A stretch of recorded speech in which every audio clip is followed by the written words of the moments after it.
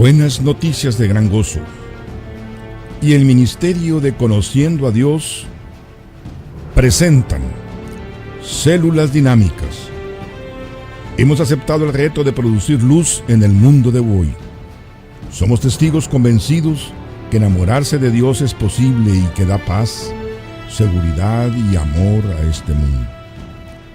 Queremos que tú también te llenes del amor de Dios en tu espíritu a través de estos estudios. Ese es nuestro cometido, nuestro privilegio, nuestro ministerio. Pero ¿cómo vas a llenarte de ese amor? ¿Cómo te vas a dar cuenta que es un Dios lleno de amor incondicional, sanidad y poder? Acércate a Él, convive con Él, estúdialo, ponlo a prueba. Bienvenido. Este mensaje te brinda esa oportunidad. Y ahora, démosle la bienvenida a Domingo Hernández y Héctor Vidales, nuestros anfitriones. Qué bueno que están con nosotros. Eso, estamos aquí. Y que esta es una célula especial, aunque forma parte del cuerpo de las células dinámicas. Estamos entrando a un campo que al menos al pastor Domingo y a mí, ¿verdad? Domingo nos apasiona, que es centrarnos en la palabra de Dios, centrarnos en la Biblia. Y nosotros somos unos portavoces de que deben de existir unos puntos que marquen el camino del devenir cristiano, de la teología, del de enseñar a Dios, cómo enseñar a Dios. Y nosotros clamamos por esos 5 puntos. Y uno de esos puntos es la que denominamos como la sola Biblia. Queremos entrar en ese concepto y desde luego entonces les vamos a dar las bases de por qué las células dinámicas están hechas con ese punto y con la base de la teología bíblica. Vamos a entrar en algunas definiciones, por eso va a ser algo especial esta célula. Es muy posible que esta célula se use como parte de la introducción a los conceptos de las células dinámicas de conocer a Dios, pero también se utilice para enseñar a otros que enseñan, para poderlos poner con ciertas bases, vamos diciendo ciertas maneras teóricos. Claro. ¿Verdad? Así es que, Domingo, ¿qué es para ti lo más importante de ese gran punto de la sola Biblia? Bueno, en primer lugar, Jesús dijo que ellas son inspiradas por Él. Y envía un mensaje directo a los contemporáneos, diciéndoles, escudriñalas. Así es. Ellas son las que dan testimonio de mí. Y el apóstol Pablo dice, toda escritura es inspirada divinamente. Así Un es. poquito después de Jesús, cuando Él ascendió a los cielos y llamó a Pablo para que predicara el evangelio a los gentiles, Pablo fue específico. Pablo era un erudito, la Biblia lo dice, que él aprendió y estaba ahí a los pies de Gamaliel, uno de los grandes maestros de Israel. Y Pablo conocía bien las escrituras porque él las mencionó muchas veces. Y él decía, ellas son tan inspiradas que tenemos que enfatizar que hay que trazarla bien. Así es. ¿No dice así? Hay que trazarla bien. Ahora, tú piensas ahora entonces, Domingo, que Dios, a través del Espíritu de Dios, nos dio una manera de poder discernir la escritura que estuviera debidamente trazada, porque tenemos, ¿verdad?, en nuestra historia de que existieron muchos libros, pero todos los libros son aquellos inspirados como para que sea el trazo de la palabra de Dios. No exactamente todos. Precisamente quedaron los 66 que tenemos aquí. Bueno, los 39 del Antiguo Testamento, antes de Cristo venir a la tierra, fueron básicamente aceptados por los eruditos judíos. Las escuelas, De las escuelas. teológicas, Y los otros 27 de lo que llamamos nuevo, también por el canon que midió, o sea, que la regla que midió, los de todos los que habían, dijeron, esto los aceptamos, y se quedaron 66. Así es. Es lo que el mundo cristiano hoy está usando, los del antiguo y los del nuevo. Y entonces no podemos agregar los que llamamos, y eso lo digo con mucho cuidado, ¿no? Porque hay versiones que tienen más de 15 que son apócrifos. Así es. Y esos son deuterocanónicos, según de inspiración. y ahí están en versiones que existen, pero eso se utiliza mayormente en denominaciones que son dogmáticas. O se usan como parte de historia. Y Se, parte se- de se historia toma la también. historia de algunos libros. Exactamente. ¿Verdad? Como puede ser Macabeos, algunos libros, ¿verdad? Pero hay muchos. ¿Sabías, Domingo, que hay más de 2.400 libros, por lo menos, escritos como cartas y libros del Nuevo Testamento? Tremendo. ¿Sabías que hay Apocalipsis, Sí, sí. Evangelios, cartas, epístolas, ¿verdad? Que no cumplieron con el canon, ¿verdad? Con la medida. Y por cierto que hemos mencionado en otros momentos aquí entre ustedes con las cámaras, con nuestros programas, en que esa medida no fue igual en el Antiguo Testamento que para el Nuevo Testamento. En el Antiguo Testamento fueron debatidos. Hubo dos escuelas que tenían cierto punto antagónico, pero eran positivas las dos, ¿verdad? Esas dos escuelas rabínicas establecieron una manera de medir. Esa manera o vara, o sea, vara como para coger la vara, a eso se le llama canae, o sea, viene de caña, canae, que de ahí viene la palabra canon, ¿verdad? Entonces, esa forma de medir tuvo una manera, tuvo unas leyes, unas normas para medir los libros del Antiguo Testamento, ¿verdad? Y de ahí vienen los que mayormente conocemos. Unos tardaron un poco más en establecerse, otros nunca fueron discutidos, ¿verdad? Uno de los que tardaron un poco más son unos agregados, por ejemplo, a Daniel, otros que si Isaías era o no era, pero con los vuelos del Mar Muerto todavía se establecieron muchas cosas interesantes. Y luego, en el Nuevo Testamento, no se estableció ni la misma caña. Fíjate, en el Nuevo Testamento fue más la aceptación. Uno, desde luego, su procedencia, pero también tenía que ver que no estuvieran inmiscuidas doctrinas extrañas, principalmente la doctrina gnóstica, porque hay muchos libros con vericuetos gnósticos, otros que tienen aberraciones, de tiempo o históricas, ¿verdad? Entonces, todo eso fue haciendo que se separaran y fueron aceptados, aquellos que habían sido más aceptados y que su procedencia tenía un sentido. Entonces, de allí salieron los libros del Nuevo Testamento. Algunos tardaron un poco más, algunos tardaron menos, pero en realidad ahorita vinieron quedando estos libros que ustedes conocen. Así es que la Biblia, en cierta manera, ¿verdad? Así como la Biblia, no todos los libros que existen son los autorizados. Es lo mismo que cuando hablamos de teología. Hablar de teología significa la manera de cómo damos a conocer a Dios, el tratado de Dios, la ciencia, debemos decir, de Dios, ¿verdad? Deus, ¿verdad? Que significa Dios, y la otra fase de sinencia se ha aplicado como en cierta manera como a lo que está escrito, la ciencia. Entonces, la palabra teología tiene sus implicaciones, porque hay distintas clases de teología. Nosotros nos hemos inclinado un poco más que la teología bíblica, pero existe la teología sistemática, la teología dogmática, existen varias formas de teología, inclusive hay ciertas formas de ver la teología histórica, la patrística, ¿verdad? Pero nosotros tenemos que argumentar principalmente entre dos, que es interesante que recalquemos.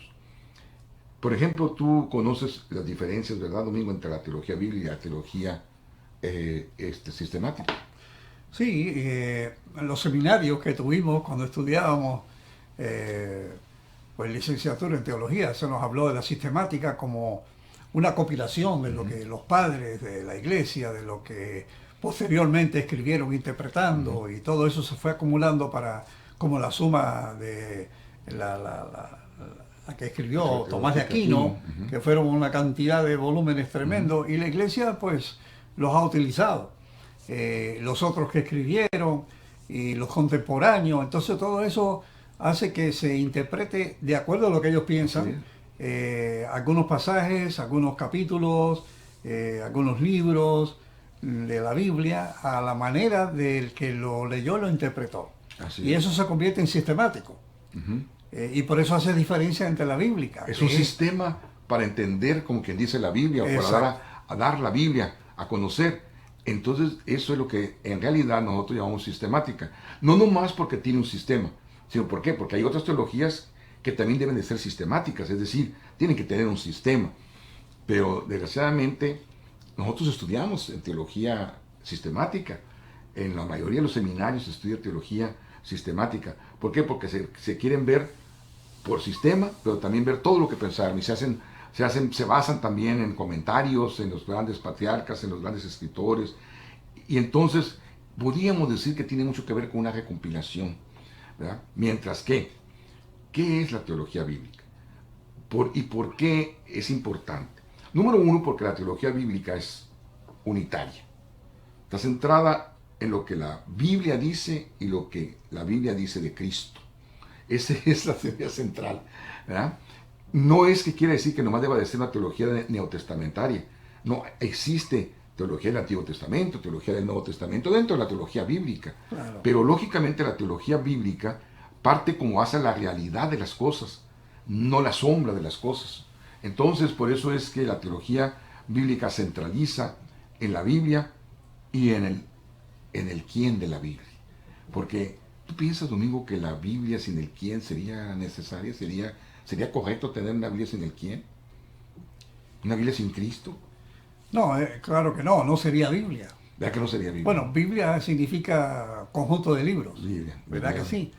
Y hay algo que siempre me llama la atención, porque en la mayoría de las denominaciones hay un sistema dogmático. Exacto. Y me parece que no se generó por la teología bíblica, sino por la sistemática. Así es. ¿Qué puedes decir sobre esto? Oh, qué bueno, Domingo, qué bueno. Fíjate que qué bueno que podamos decir algo, ¿eh? Y que lo estudiemos. Les vamos a poner a ustedes dentro de este mismo tratado, ustedes van ahorita a ver en su pantalla, que también tomen nota.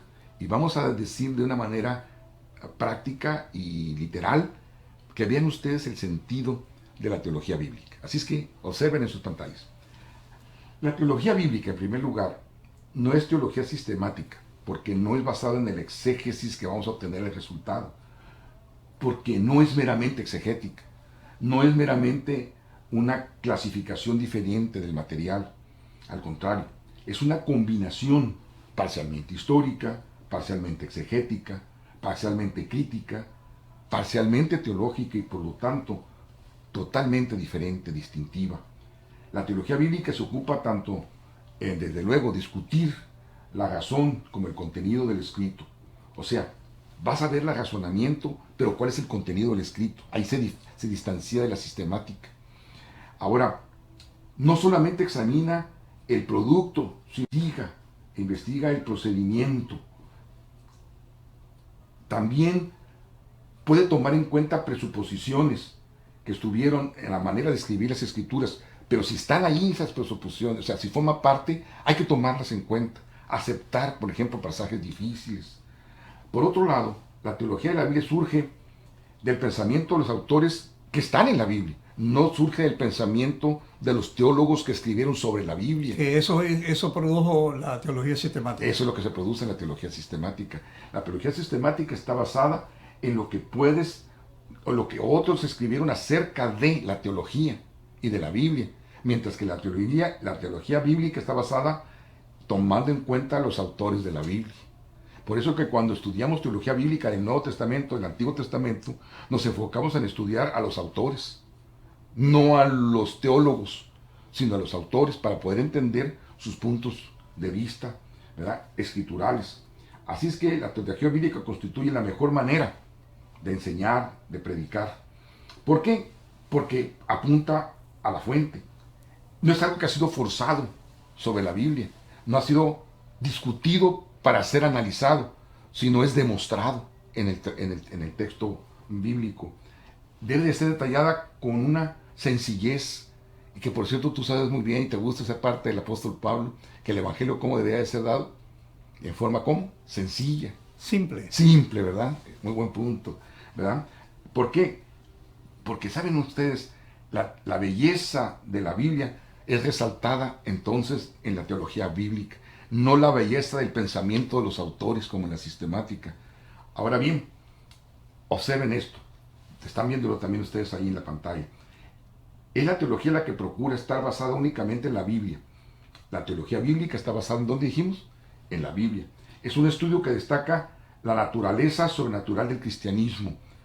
Es decir, podría decir que va más allá de la razón, sí, porque a veces los pasajes bíblicos están dados de una manera sobrenatural. Si recordamos bien, si yo fuera levantado, así como fue levantado la serpiente en el desierto, yo los atraería a mí mismo. ¿Y cómo fue ese acto? Fue un milagro, ¿verdad? Fue una cosa sobrenatural. Entonces, tiende a ignorar los aspectos racionales a veces, o filosóficos. El estudio de cualquier tópico o doctrina, entonces, en la teología bíblica, debe iniciar en la Biblia y terminar en la Biblia. Y tiene que estar esos 4 puntos que ustedes están viendo ahí en pantalla. 4 características principales. Debe ser ordenada, o sea, debe haber sistema, en ese sentido es sistemática. El segundo, tome en cuenta la historia, pero no es una ciencia histórica. Tercero, tome en cuenta que la revelación de Dios fue progresiva, y para eso yo hablamos mucho de entender los pactos, ¿te acuerdas? Y entender las épocas. Y cuarto, la fuente de su doctrina, ¿en dónde está? En la Biblia. La fuente de la teología bíblica no son los autores, ni los patriarcas, es la Biblia. Un pedacito entre paréntesis, Sí. Cuando el maestro, como le decimos, el rubio de Galilea, Jesucristo, estaba presente, él lo dijo en varias ocasiones refiriéndose a la Biblia. Jesús era bíblico completo. Ajá. Dijo, el que lee entienda, como dijo Daniel. Sí. En otra ocasión también mencionó profecías que tenían que ver con él, según Isaías. Esto se ha cumplido hoy. Cuando él abrió las escrituras, le dieron el libro de Isaías. Así es. Digo, esto se ha cumplido hoy. Él no se salió diciendo, bueno, como dijo el escriba fulano de tal. Ajá. Y cuando él menciona la sistemática, dijo, en vano me honran enseñando doctrinas y mandamientos de hombres. O sea que él era bíblico, no era sistemático, porque él fue el que las inspiró. Ahora, ¿por qué se enseña la teología sistemática? Bueno, una es para poder cumplir con el aspecto del pensar, del devenir, de las influencias que se hayan tenido en las diversas escuelas. Pero, observa una cosa. La teología bíblica nos lleva, como tú dijiste hace rato, de la mano hacia la teología que es, yo lo voy a decir aquí, la teología dogmática. Fíjense lo que dice la definición. Teología dogmática es la parte de la teología que trata de las verdades teóricas de la fe relativas a Dios y sus obras, especialmente la teología oficial reconocido por un cuerpo de iglesia organizado. Por eso es que entonces la sistemática, como habla de los distintos pensadores, de los distintos teólogos, es más fácil que eduque a la persona a tomar de. Entonces, una vez que los pones allí, entonces le introduces la doctrina específica, la dogmática, que entonces esa sí te obliga a pensar. Si tú, por ejemplo, vas a un rito, como se llama ese rito oriental, y si ellos tienen una perspectiva, si tú dices, vengo en contra de esa perspectiva, ¿te dejan estar ahí? No, ¿Te dejarían estar en ese lugar? No te dejarían estar, ¿verdad? No. Si no, muchos cultos te dirían, no, pero si tú vienes a este culto aquí, y si tú tienes que conservarte lo que diga este rajá, o lo que diga este iluminado, o lo que diga, porque si no eres esto. Eso te lo dicen así, te lo dicen tan fácil, y eso se aplica en cualquier lugar. ¿Por qué? Porque se convierte entonces en una dogma, en una teología dogmática. Ahora, ¿tú sabes por qué existe la teología dogmática, Domingo? ¿Sabes que existe de acuerdo con el pecado? El pecado tiene que ver con la teología dogmática. Al hombre le conviene el dogma. ¿Por qué? Porque es que el pecado domina. Domina. Y el dogma domina. Exactamente. ¿Verdad? Y entonces, eso quisiera el hombre. Entonces, dominar para poder decir, de aquí no te sales. En cambio, la teología bíblica, con esto vives, con esto eres libre. No hay otra palabra. No te dejes ir por otro lugar, sino que si yo fuera levantados, si yo soy el cuerpo, si yo empiezo, yo termino. ¿Verdad? Y acuérdate muy bien que dice que en nuestra fe tenemos que tomar en cuenta dónde empieza y en dónde termina. ¿Y qué dice Hebreos capítulo 12, Daniel? Dice, a ustedes acuérdense muy bien que yo soy el autor y consumador de la fe. ¿Verdad? Entonces, termina en Cristo, empieza en Cristo y termina en Cristo.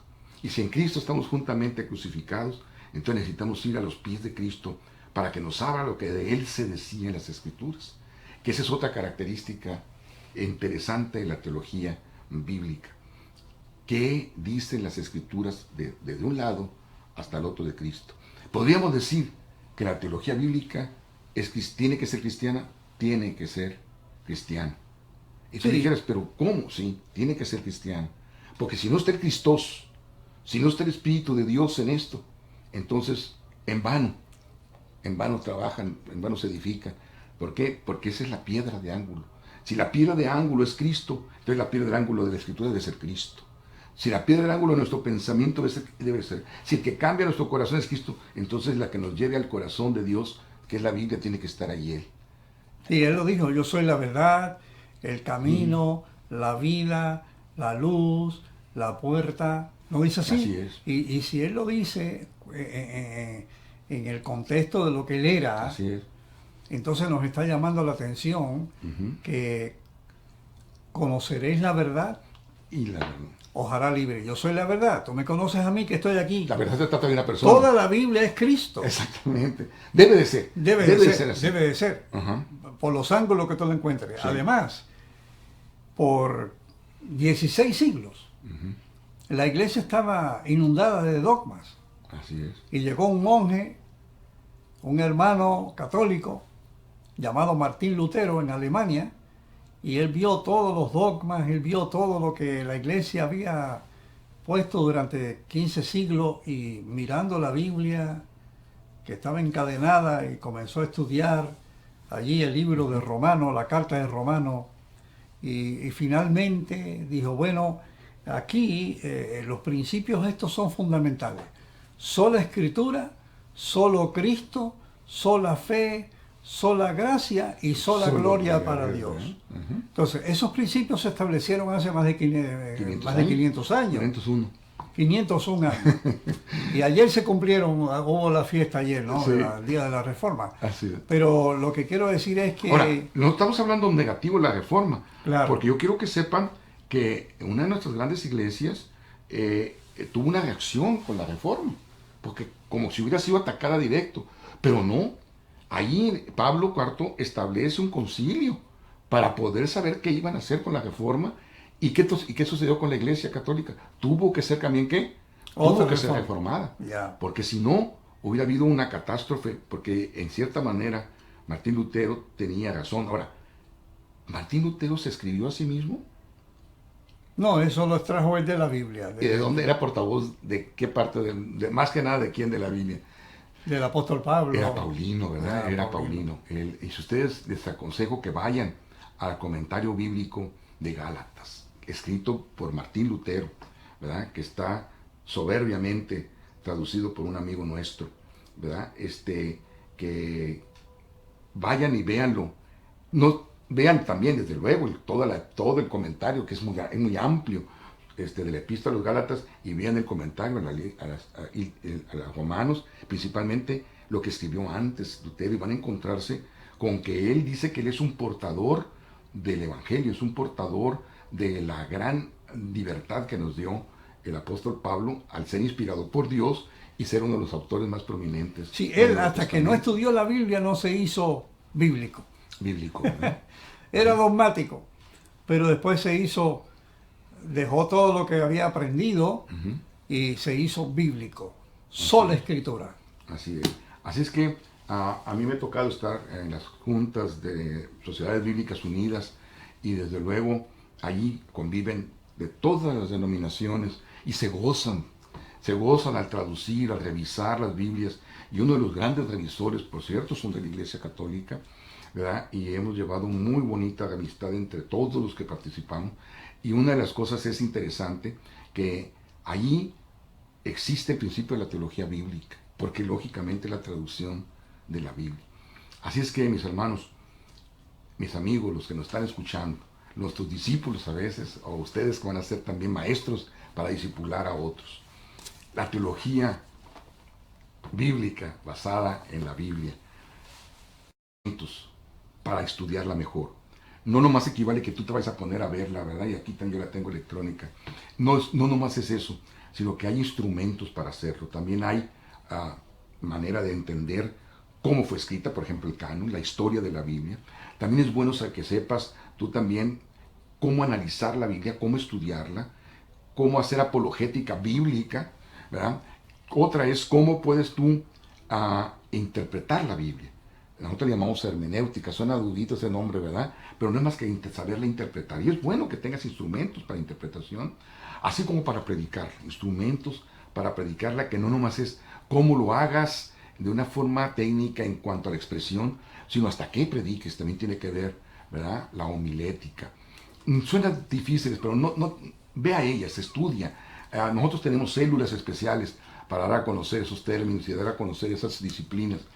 Si gustas, pídelas, son células especiales, pero trata de entender que nosotros queremos darte lo mejor en las células dinámicas. Lo que empieza en la Biblia, empieza en Cristo. Y lo que empieza en Cristo, acaba en Cristo y bien acaba. Una pregunta. Podemos, o sea, no es que podamos, sino a partir de lo que estudiamos hoy de la teología bíblica, tenemos que excluir, rechazar y no leer más los comentaristas bíblicos de libros lindos que han hecho. No, esa es una cosa interesante. Nosotros no somos fanáticos. No, ni vamos a decirles que estén mal, pero lo que sí es que una vez que tú tienes la Biblia y vas al comentario, seas bereano. O sea, toma lo bueno, desecha lo malo. Estúdialo, porque te pueden dar, por ejemplo, un versículo que a lo mejor tú no habías visto. Te pueden dar un punto de vista que te pueda llegar a una mejor intención en la Biblia. Si te llegan a un punto de vista filosófico, pero que lo vas a notar, porque el Espíritu te lo va a poner en tu corazón cuando estás bien dirigido y pides que seas bíblico. Pero no, te pueden dar buenos consejos a veces. O el ver las deficiencias también te puede ayudar. Así es que no dejen de estudiar. No, como tú dijiste, no se vuelvan fanáticos, pero sí se verían. Ve que las cosas sean así, pero que sean de acuerdo con qué. O sea, que lo que está diciendo Pablo, ¿no? Y lo que estamos diciendo aquí, que lees un buen comentario. Es más que cuando oyes una predicación, ¿sí?, que están usando la Biblia y estás un poco medio confuso. Eso me ha pasado a mí, que han ido a su casa, yo dando semanas de oración, dando seminarios, dando campañas, y han buscado en la Biblia los textos que di y vinieron el otro día. Es cierto, la Biblia lo dice. Porque no hay ni tiempo casi a veces para estar mirando, ¿no? Pero la Biblia es la que responde. Sí. Eso es todo. Así es, a mí también tengo experiencias en ese sentido y a veces han ido algunas personas a comentar con otras. Fíjense que al predicarnos el pastor Vidales, nosotros tuvimos un problema porque se nos hace diferente lo que él dijo, pero fíjate que lo que yo he recibido como retroalimentación de esas personas es que dicen, es que él nos habla con la Biblia. Entonces no podemos decir nada, ¿por qué? Porque nos habla con la Biblia y termina con la Biblia. Porque la Biblia va hacia Cristo. Y Cristo es el mejor de los principios, el mejor de los fines. Y si vamos con Cristo, para que empiece en Cristo, debe terminar en Cristo. Y lo que empieza bien, termina bien. Parece que Pablo se puso un poquito confundido con lo que él sabía de la filosofía griega y se ponía a discutir con los griegos, discutir filosofía. Y se quería dar de psicólogo y un día dijo, mira, Cristo y Cristo crucificado. Y él dijo, ahora me voy a concentrar en esa teología. Cristo y Cristo crucificado. Y es lo que queremos que tú te lleves. Cristo y Cristo crucificado, porque en definitiva, Él es el que salva, Él fue el que murió, Él fue el que pagó, Él fue el que redimió, Él fue el que resucitó, Él es el que ascendió y Él es el que prometió venir a buscarnos. Amén, gloria a Dios. Y también podrán venir a decirte que la Biblia es un libro de historia, o que es un libro de salud, o que es un libro de filosofía. No, acuérdate muy bien, puede haber cosas de filosofía, de historia, pero el principal material de la Biblia es Cristo. Así es que ve a Cristo, entiende a Cristo. Ahora, para ir a Cristo hay una ruta muy interesante que traza el apóstol Pablo. Dice que se le fue revelado especialmente para darlo a conocer a nosotros, principalmente a nosotros, ¿verdad? Que lo que yo seguro que la mayoría de los que nos escuchan, ¿verdad?, son de la extensión de las otras sociedades, ¿verdad? Entonces, nosotros tenemos algo que Él nos dijo. A mí me fue revelado para que el Evangelio se cumpliera, y cuando se cumplió fue cuando fue dado a los gentiles. Entonces, nosotros tenemos una ruta fiel y segura bajo el fundamento del apóstol Pablo, que es bíblico, y ese es algo parecido a lo que dijo Domingo, es que con Cristo a Él crucificado y resucitado. Y con Cristo entonces podemos vivir juntamente crucificados. Es decir, para que sea eso es que ya no viva yo, sino que viva en Cristo. La única manera que podamos ir así y vivir en Cristo es a través de empezar y terminar en la Biblia. Así es que, qué bueno que están con nosotros. Cualquier cosa que tengan, escríbanos, aumenten nuestro concepto, ¿por qué no? Promuevan esto, y si hay algo que nosotros necesitamos ser discutido, escríbanos, estamos para servirles. Estas células dinámicas son hechas especialmente para ti. Que Dios me los bendiga ricamente. Amén.